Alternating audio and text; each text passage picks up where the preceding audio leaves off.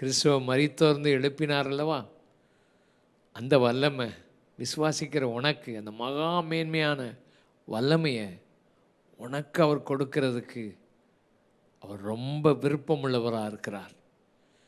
இந்த எழுப்புதலெல்லாம் வரணும்னா இந்த மாதிரி காரியங்களில் நமக்கு பிரகாசமுள்ள மனக்கண்கள் தேவை. பார்க்கணும், கண் திறக்கணும். ஆண்டவரை பற்றி சொல்லியிருக்கிறது ஆதியாகமம் 1ஆம் அதிகாரத்தில் 7 தடவை அவர் நல்லது என்று கண்டார், நல்லது என்று கண்டார், மிகவும் மிகவும் நல்லது என்று கண்டார். 7 தடவை வருது பரிபூர்ணமாக. ஆண்டவர் அந்த நாட்களில் அவர் செய்ததெல்லாம் அவருடைய கண்கள் திறந்து பார்த்தார். சகலம் அவருக்கு நல்லதாக மாற்றிவிட்டார். அதனால் உன் வாழ்க்கையில் ஆண்டவர் முதல்ல சொன்னதே வெளிச்சம் உண்டாக கிடது, இருளை மாற்றி வெளிச்சத்தை காண வைத்தார். ஆண்டவர் அவர் கண்டார் என்ற வார்த்தையை நீங்கள் பார்க்க முடியும். இந்த ஆண்டவர் மகிமையான காரியத்தை உங்களுக்கு செய்து தம்முடைய நாமத்தை மகிமைப்படுத்துவாராக. தேவன் கண்டார். சாத்தான் மின்னலை போல கீழே விழுகிறதை கண்டேன் என்று சொல்கிறத பார்க்கிறோம். மின்னலை போல கீழே விழுகிறதை நான் கண்டேன்.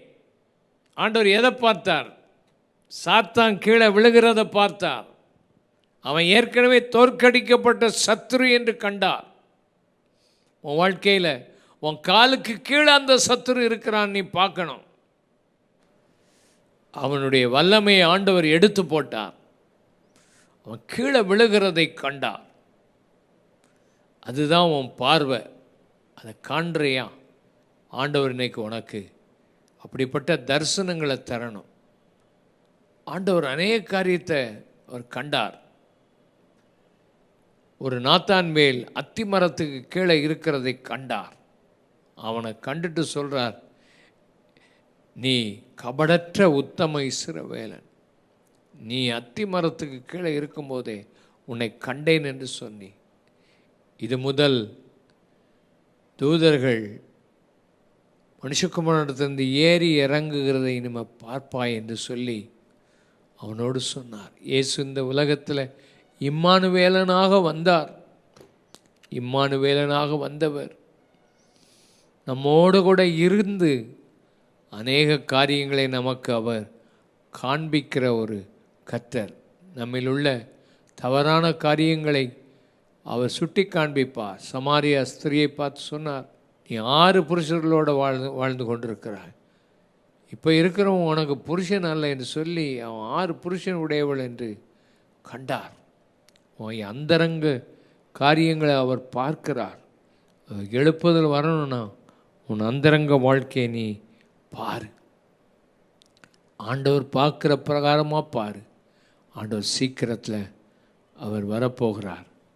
உன் கண்கள் திறக்கப்படணும், நல்ல காரியங்களை காணணும். அந்த பத்மத்தீவில் யோவான் சபையினுடைய அநேக காரியத்தை பார்த்து பார்த்து மனவேதனை இருக்கும்போது மேலே நோக்கி பார்த்தபோது வானம் திறந்திருக்கிறத அவன் கண்டான்.